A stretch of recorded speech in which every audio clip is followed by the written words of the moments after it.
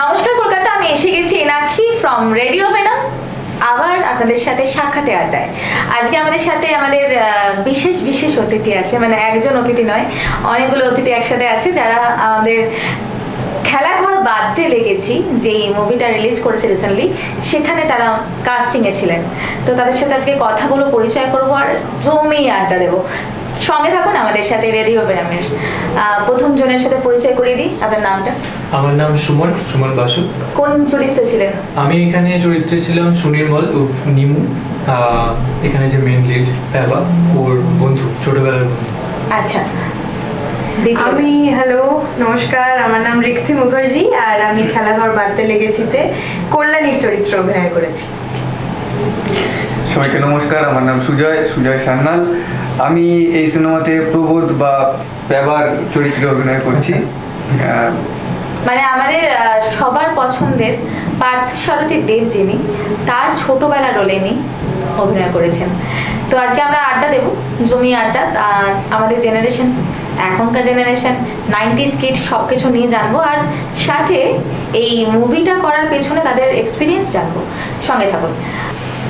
তোমার এই সিনেমা জগতে চরিত্রে কাজ করার ইচ্ছাটা কবে থেকে জাগলো? কোন মানে বছর বা কোন এজ থেকে? প্রথমত আমার এই সিনেমাতে যাব, চরিত্রে অভিনয় করব, এই ইচ্ছেটা জাগে আমার, যদি স্পেসিফিক বলতে চাই তাহলে 17 বছর বয়স থেকে। কারণ 15 বছর বয়স পর্যন্ত আমি, মানে 10-12 বছর পর্যন্ত আমিও নিজেও বুঝতে পারিনি কি আমি কি হব। পাওয়ার রেঞ্জার হতে চাইতাম, কখনো সুপারম্যান হতে চাইতাম। আচ্ছা। তো এবার যখন আমার একটু বয়স বাড়লো, তখন দেখলাম যে ওই যে সিনেমায় বড় বড় অভিনেতারা যখন আসেন পর্দায়, যে একটা উন্মাদনা তৈরি, ওই জিনিসটা আমাকে খুব প্রভাবিত করতো। কোথাও আমি ওটাকে পেতে চাইতাম যে এটা যদি আমিও হতে মানে আমারও ফার্স্ট এরকম যদি হতো। তো তারপরে শুরু করলাম স্কুল পালিয়ে সিনেমা দেখা। তো তার জন্য বহু মারও খেয়েছি, মায়ের কাছে, স্কুলে বহু মার খেয়েছি। তো তারপরে ভাবলাম যে বাড়িতে বলবো যে আমি অভিনয় করতে চাই, বাবা তো রাজি হবে না, কি করবো? তো কোনো মতে আমি মাধ্যমিকটা দিলাম, দেওয়ার পর মাকে গিয়ে বললাম, মা, মানে আমাদের ছেলেদের তো আবদারের একটাই জায়গা মা। তো মাকে গেলাম, মা আমি না অভিনয় করতে চাই। খানিকক্ষণ মা আমার দিকে দেখলো, দেখে বললো, তোর বাবাকে বল, বাবা আসুন দেখি কি বল।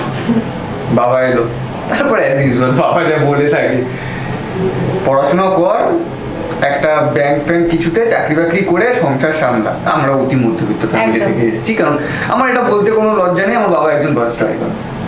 তো এটাই থাকবে যে হ্যাঁ, আমার এটা আমি খুব ক্লিয়ারলি বলি, এটা আমার গর্বের ব্যাপার। এটা সত্যি গর্বের ব্যাপার যে একজন মানে বাস চালক হয়ে এখান থেকে আপনাকে এত বড় করার পরে আপনি এত বড় জায়গায় আজকে কাজ করছেন, এটা একটা ইন্সপিরেশন বলতে। হ্যাঁ, তো আমি আমার বাবাকে নিয়ে খুবই গর্বিত। তো এইবার কথা হচ্ছে কি, বাবাকে তারপরে তো খুব বোঝালাম বাবা এরকম, তারপর দেখলাম বাড়ি থেকে কেউ মানছে না, শুরু করলাম থিয়েটার। আচ্ছা। তো থিয়েটার করলাম। তারপরে টালিগঞ্জে ঘোরা, মানে যদি কেউ একটু সুযোগ দেয়, মানে সুযোগ যদি পাই, তো অনেক ঘোরাফেরা করার পরে তারপর আমি আপনাদের এই টালিগঞ্জেই সমসপ্তক বলে একটা থিয়েটার দল, তো সেখানে তো জয়েন করার পর তো আমাদের পরিচালক শিবাজি দত্ত, একটা অডিশন হচ্ছিল এই সিনেমার জন্যই। তো গিয়ে আমি অডিশনের খোঁজ পাই। তো তখন আমি মানে অনেক ধন্যবাদ জানাবো মানে পরিচালক শিবাজি দত্তকে, যে আমার মতো একজনকে কাস্টিং করার জন্য, মানে কি বলবো, মানে সেই অর্থে বলতে গেলে মানে আমি অনেকটা মানে থ্যাঙ্কফুল শিবাজি দত্তের কাছে, না হলে হয়তো আমাকে এখনো স্ট্রাগল করতে হতো। তো এইবার এই গেল হচ্ছে কি আমার ইচ্ছে বা কিভাবে আমি এলাম। তো এইবার আমি আসি যে আমার শুটিংয়ের এক্সপিরিয়েন্স, অভিজ্ঞতা। সবার প্রথমে বলতে চাই, বোলপুরে 46 ডিগ্রি গরম। ও মাই গড। তার মানে বোলপুরের মাটি, বালি মাটি। আমার মনে হচ্ছে ওপর থেকে তো গরম পড়ছে, নিচ থেকেও গরম পড়ছে, মানে দুদিক দিয়ে গরম পড়ছে। আমি আর কি চ্যাপটা হচ্ছে দুটো গরমের মাঝখানে করে। দুটো গরম? হ্যাঁ, মানে ওপরের গরম, নিচেও গরম, মানে মাঝখানে চ্যাপটা হচ্ছে। তো তারপরে মানে দ্যাটস গ্রিলড হচ্ছে। হ্যাঁ, এবার কিন্তু একটা জিনিস কি, মানে এরকম, মানে আমরা যারা অভিনয়কে ভালোবাসি, যত বাধা বিপত্তি আসুক, আমরা না ব্যাপারটাকে উপেক্ষা করে কাজটা, শুধু অভিনয় বলে না, যে কোনো মানুষই যে সেগমেন্টটাকে ভালোবাসে, সে যে করেই হোক ওটাকে অ্যাচিভ করার চেষ্টা করে। তো মানে আমি তখন একদম নতুন, মানে আমার না জাস্ট হাত পা ঠান্ডা হয়ে গেছে যে কি করব, অত গরম কিন্তু আমার টেনশনে হাত ঘামছে, পা ঘামছে, ঠান্ডা। কোনোদিন আমি ক্যামেরা ফেস করিনি, আমি যা হয়েছে মঞ্চের ওপরে।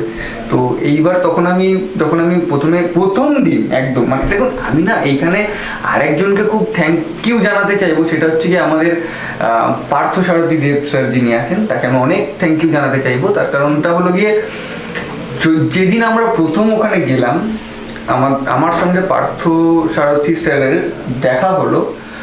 উনি না এত সুন্দরভাবে আমাকে বললো যে